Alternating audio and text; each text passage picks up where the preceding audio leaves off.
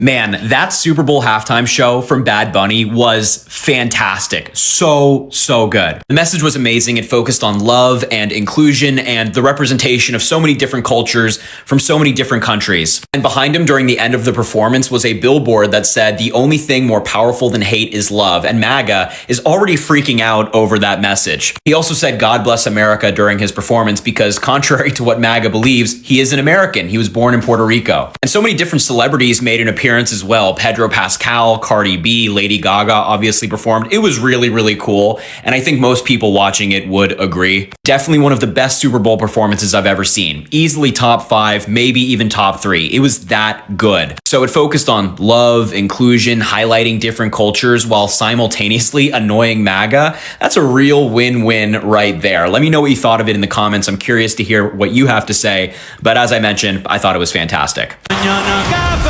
Por la